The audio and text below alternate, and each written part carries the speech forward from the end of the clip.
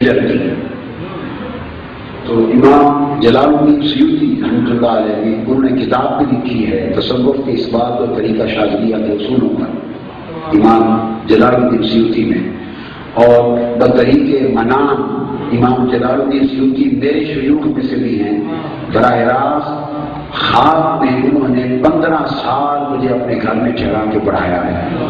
15 سال میں ان سے تلفظ کیا، پڑھا، اور انہوں نے مجھے اپنا بیٹا قرار دیا اور وارث بنایا، اتنے کی اولاد دی ہے۔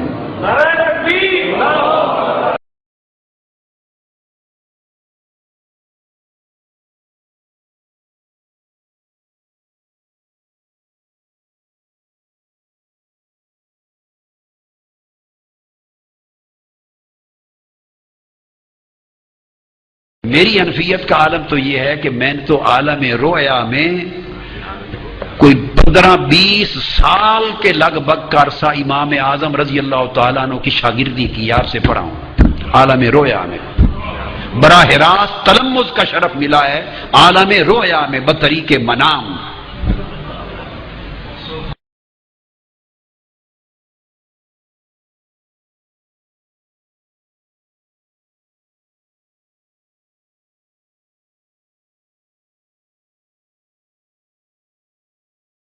میں عالم رویا میں، خواب میں، عالم رویا میں، اللہ کی عزت کی قسم، تاجدار کائنات کے نالین پاک کی قسم، عالم رویا میں 9 سال تک امام اعظم ابو حنیفہ سے پڑھا ہوں۔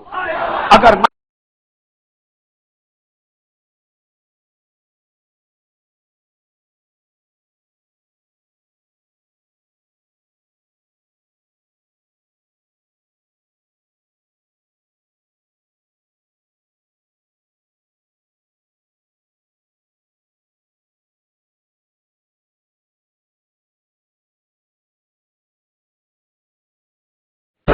بار بار فرماتے نہیں، میں اب واپس جانے کا فیصلہ کر چکا ہوں، مجھے بڑا دکھ دیا انہوں نے، یہ اصرار کے ساتھ فرما رہے ہیں اور میں روتا جا رہا ہوں، قدم میں نے پکڑے ہوئے ہیں، عرض کرتا ہوں حضور نہیں جانے دیں گے، حضور نہیں جانے دیں گے، حضور آپ کرم فرمائیں، نظر ثانی فرما دیں۔ بڑی دیر رونے التجا کرنے کے بعد آقا کی طبیعت مقدسہ میں کچھ پیار آتا ہے، شفقت آتی، غصہ مبارک بڑا ٹھنڈا ہوتا ہے، اور فرماتے ہیں طاہر اگر مزید پاکستان میں مجھے ٹھہرانا چاہتے ہو تو اس کی صرف ایک شرط، مجھے اب پاکستان میں مزید ٹھہرانا چاہتے ہو تو صرف ایک شرط ہے، تم اس شرط کے پورا کرنے کا وعدہ کر لو، میں وعدہ کرتا ہوں۔ میں نے عرض کیا حضور فرمائے تو صحیح وہ شرط کیا ہے، وہ شرط کیا ہے؟ جو کچھ ہو سکا ہم کریں گے۔ آپ فرماتے ہیں طاہر اگر چاہتے ہو کہ میں پاکستان میں رک جاؤں تو شرط صرف یہ ہے کہ میرے میزبان تم بن جاؤ۔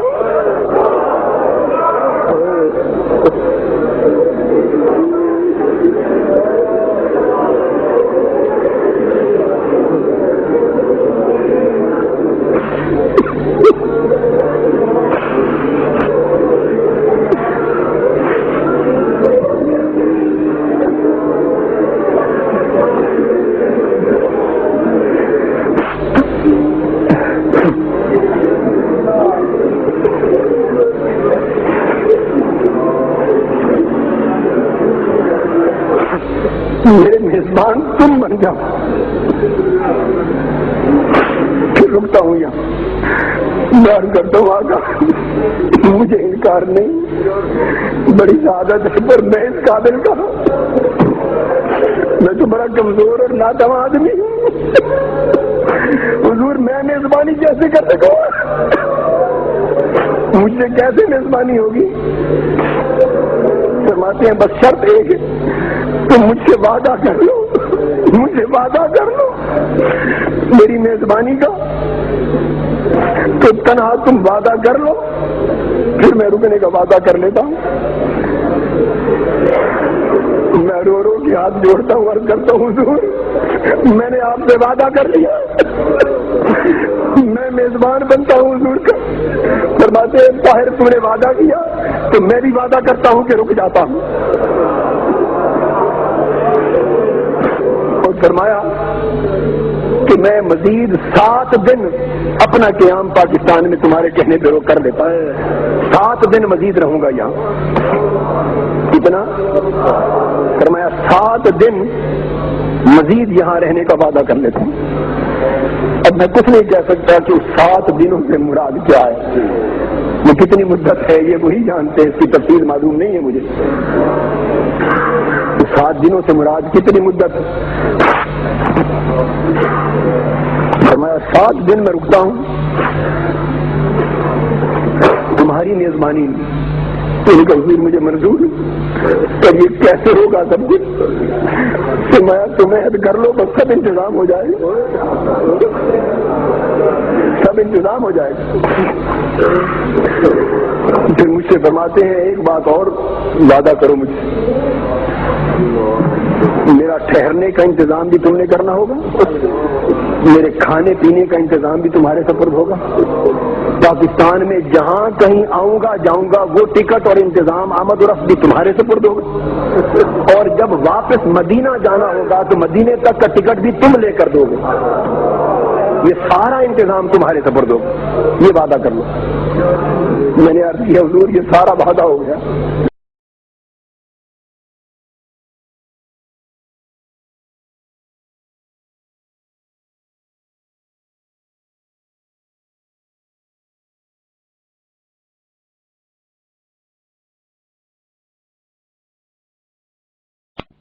تین دن تڑپتا رہا بڑی شدید درد گردہ سے، نہایت کمزوری اور نکاہت ہو گئی، نہایت کمزوری اور نکاہت ہو گئی۔ اور ان دنوں شادمان میں میرے درس قرآن اور درس تصوف ہوتے تھے، اور 3-4 دن باقی رہ گئے، غالباً درس قرآن ہونا تھا یا درس تصوف ہونا تھا، اب یہ یاد نہیں درس قرآن یا درس تصوف کی کوئی تاریخ تھی۔ 3-4 دن رہ گئے تھے، درس تصوف ہونا تھا۔ آپ کو پتہ ہے اس واقعے کا؟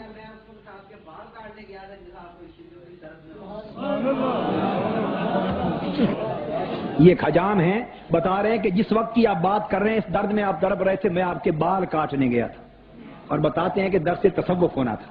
چلو گواہ ہو گئی، تو درس تصوف 3-4 دن کے بعد ہونے والا تھا، اور شدید درد میں تڑپ رہا تھا۔ میں نے دوائی منگوائی، اندرون لوہاری ہے نا، اندرون لوہاری، اس میں کوئی دکاندار ہے، اس کے پاس کہتے ہیں کہ پڑیا وغیرہ، وہ منگوائی کسی کو بیچ کر، میں نے پڑیا دوائیاں بھی لی، خیر سے آرام آیا۔ مگر جب تکلیف کی شدت تھی تو زندگی میں پہلی بار مجھے خواب میں اعلیٰ حضرت نے اپنی زیارت کا شرف بخشا۔ اس درد گردہ شدت میں جب تڑپ رہا تھا، پہلی بار زندگی میں کرم کیا اور خواب میں اپنی زیارت اور اپنی شفقت سے نوازا۔ اور میں نے خواب دیکھا کہ میں کہیں گھر سے باہر گیا ہوں اور مجھے کسی نے باہر بتایا ہے کہ تم باہر پھر رہے ہو اور اعلیٰ حضرت تمہاری عیادت فرمانے کے لیے تشریف لائے ہوئے گھر میں بیٹھے۔ میں دوڑا دوڑا گھر آیا ہوں تکلیف میں، اعلیٰ حضرت چارپائی پہ تشریف فرما ہے، حضرت مولانا شاہ احمد رضا خان صاحب رحمت اللہ تعالی علیہ قدس السر العزیز تشریف فرما ہے، اور آپ نے سفید احرام باندھا ہوا ہے، سفید احرام، اوپر بھی جس طرح احرام ہوتا ہے نیچے اس لباس میں، یہ لباس بھی ان کی شان بتا رہی ہے کہ کیا شان ہے، یعنی روح ان کی گویا ہر وقت ہمہ وقت احرام میں، یہ مقام روحانی۔ اس حالت میں میں آیا، اعلیٰ حضرت اٹھ کھڑے ہوئے اور مجھے اپنے سینہ مبارک سے لگایا۔ میں نے عرض کیا حضرت آپ نے کیوں تکلیف فرمائی؟ تو آپ نے فرمایا بیٹا یہ جو بھی شفقت بھرا کلمہ ارشاد فرمایا تمہیں بہت تکلیف تھی، ہمیں اطلاع ملی، ہم تمہاری عیادت کرنے کے لیے آئے، تمہاری طبیعت اور مزاج پرسی کے لیے میں آیا ہوں۔ اور جب اعلیٰ حضرت اٹھے مجھے سینے سے لگانے کے لیے، لا الہ الا اللہ محمد رسول اللہ، ان کے جو احرام کا کپڑا تھا مجھے ملنے سے پہلے سینے سے اتر گیا، ان کا سینہ مبارک ننگا ہوا، اور اس سینے کے ساتھ جب مجھے دبوچا تو ان کا جو فیض تھا وہ ٹھنڈک کی طرح ان کے سینے سے مجھے منتقل ہوا، وہ کپڑا درمیان سے ہٹ گیا۔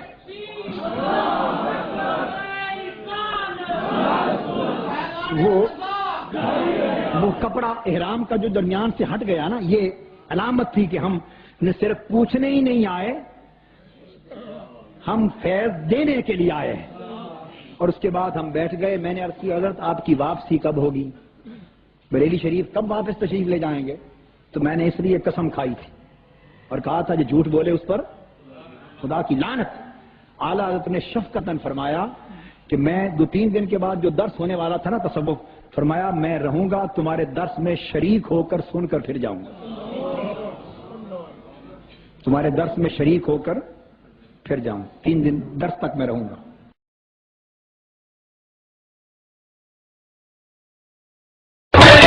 خواب سے دیکھا ہے، میں نے خواب سے دیکھا ہے کہ میری تحریر اس کے پورے لشکر کو حضرت امام مہدی کے قیادت اور جھنڈے کے نیچے قبول کر لیا گیا۔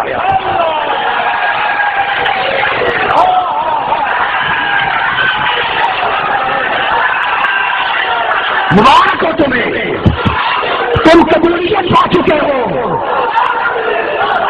قبولیت پا چکے ہو۔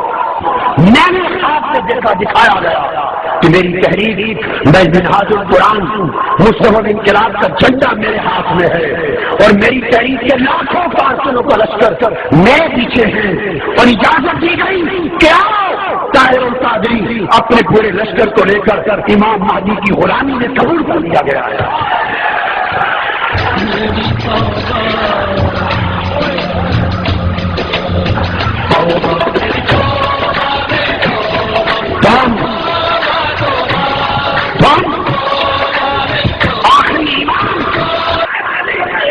مصطفیٰ سیدہ فاطمۃ الزہرا کے بیٹے آخری امام سربراہ اور خلیفہ امت حضرت امام مہدی کے لشکر میں شامل کر لیے گئے ہو، معنن، حکمن، قبولیتن۔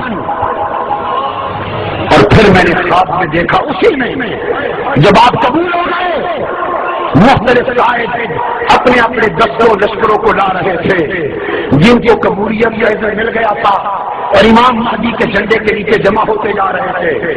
اچانک سیدنا امام مہدی علیہ السلام نے فرمایا خاموش ٹھہر جاؤ، عیسیٰ علیہ السلام کا ظہور ہو رہا ہے۔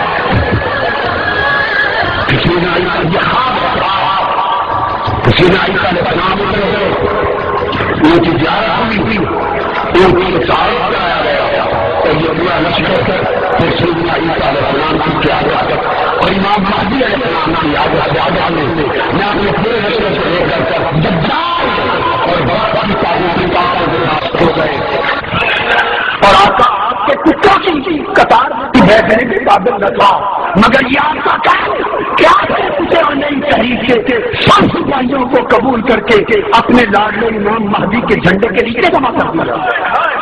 یہ کیا ہے؟ بولیے کیا ہے؟ دو ہی باتیں ہیں، یا میں جھوٹ بول رہا ہوں، اور اگر میں جھوٹ بول رہا ہوں یہ خواب میں نے نہیں دیکھا تو جھوٹے پر خدا اور مصطفیٰ کی لعنت ہے۔ اور اگر یہ دکھایا گیا تو ان پاپوں کے خواب کبھی غلط بولیے غلط نہیں ہوتے۔ اگر دکھایا گیا تو یقین کر لو کہ آپ قبول ہو چکے، بولو آپ قبول ہو چکے، قبول ہو چکے۔ جب قبولیت کا پروانہ مل گیا تو غفلت کیسی؟ اٹھو، پرچم ہاتھ میں لے کر غیرت ایمانی کا ثبوت دے کر اس ملک میں سمندر بتا کر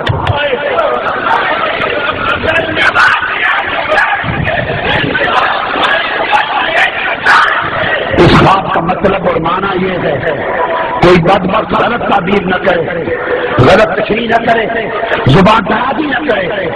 اس کا معنی یہ ہے کہ ہماری عاجزانہ کوششیں، ہماری غلامانہ کوششیں، ہماری خادمانہ کوششیں جو کسی کام کی نہ تھیں، حضور کے نالین سے صدقے اس بڑے انقلاب کے لیے جس پر امام مہدی کی قیادت ہوگی، اللہ نے اس میں قبولیت کا شرف اور پروانہ عطا کر دیا۔ آپ اللہ کے ہاں قبول ہو گئے، مصطفیٰ کے ہاں قبول ہو گئے۔ وہ معلوم نہیں کب آئیں گے، ہماری کتنی نسلوں کے بعد آئیں گے، کب آئیں گے، وہ جب بھی آئیں گے، مگر ہمارا شمار ان کے عظیم لشکر کے چھوٹے چھوٹے دستوں میں کر لیا گیا۔ اب کس خوشخبری کو سننے کے بعد بھی غفلت سے بیٹھے گئے۔ یہ مجھے شرمسار کرانا چاہتے اس بارگاہ میں، شرمسار کرانا چاہتے تھے۔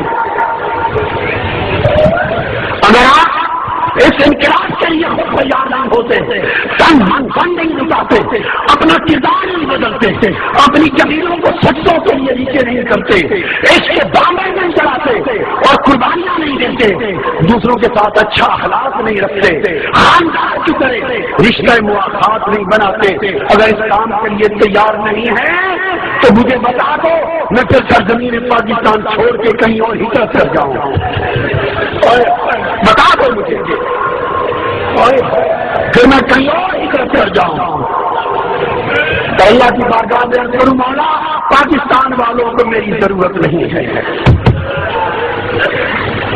یا جنگ لڑو اور مہینوں کے اندر لاکھوں کروڑوں افراد کا سمندر پیدا کر دو، مایوسیوں کو ٹھکرا دو، مت لاکھ فضول گفتگو کرو، ذہنوں کو پختہ کرو، وقت ہو جاؤ یا عمل کرو، یہ مجھے جواب دے دے۔ اب تو میں نے کیا پکارا، امام مہدی علیہ السلام نے پکار لیا ہے، انہوں نے پکار لیا، جب اپنے جھنڈے کے نیچے آپ کو کھڑا کر لیا، غلام بنا لیا، اپنی فوجوں میں سپاہی بنا لیا، تو پھر انہوں نے پکار لیا۔ اب فیصلہ دو ٹوک ہونا چاہیے، مومنانہ فیصلہ، میں منافقت نہیں چاہتا۔ ہر سال تجدید ہے، ہاتھ اٹھے، گھر جائیں، ٹھنڈے پر جائیں، کام نہ ہو، تو مجھے کیوں شرمسار کرتے تھے؟ بتائیں گے میں کسی گوشے میں بیٹھ جاؤں اور تفسیر قرآن کو مکمل کروں اور دیگر علمی کام مکمل کروں اور آنے والی نسلوں اور صدیوں کے لیے دین کا علمی تجدیدی کام کروں؟ اگر چاہتے ہو کہ اس سے بڑھ کر اور اس کے ساتھ انقلاب کا کام بھی ہو تو انقلاب کے لیے مجھے لاکھوں کروڑوں افراد کا سمندر چاہیے، وہ آپ بن کے دکھاتے ہیں یا نہیں؟ بتائیے ہاتھ کھڑا کر کے۔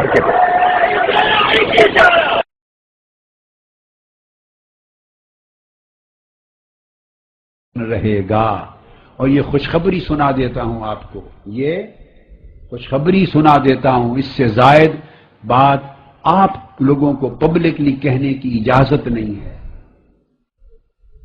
بعض باتیں آپ سے نہیں کہوں گا، زیادہ نہیں کہوں گا کھول کر، مگر اتنی بات ضرور بتا دیتا ہوں کہ آقا علیہ الصلوۃ والسلام کا اور اللہ کا بڑا کرم ہے اس تحریک پر، بڑا کرم ہے، بڑا کرم ہے۔ اس سے زیادہ میں کیا لفظ بولوں؟ اللہ کا اور اللہ کے رسول کا بڑا کرم ہے، اور آپ کے لیے ایک خاص اذن دیا گیا ہے، دے دیا گیا ہے، بس اور کچھ نہیں کہتا۔ جب میں مکہ معظمہ میں تھا آپ کے لیے خاص اذن دے دیا گیا ہے، جو استقامت کے ساتھ رہیں گے اور اسی استقامت پر مشن تک زندہ رہیں گے، وفاداری سے اللہ کی بندگی، حضور کی غلامی میں، مشن کی وفاداری میں رہیں گے اور تن من دھن لٹا کے اس دنیا سے جائیں گے، ان کے لیے اذن خاص دے دیا گیا ہے،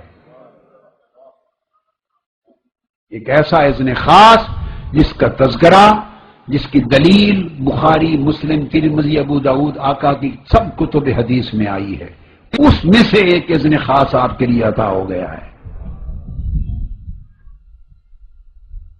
یہ اللہ کا کرم ہے،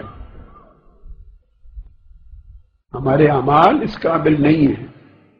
اور جو بات صرف کہنا چاہتا ہوں وہ یہ کہ میرے کانوں نے سنا اور مجھے حکم دیا گیا کہ تم اپنے بندوں سے یہ کہہ دو کہ وہ پھر اس کے اہل بن جائیں، اس کے اہل بن جائیں، لاج رکھیں۔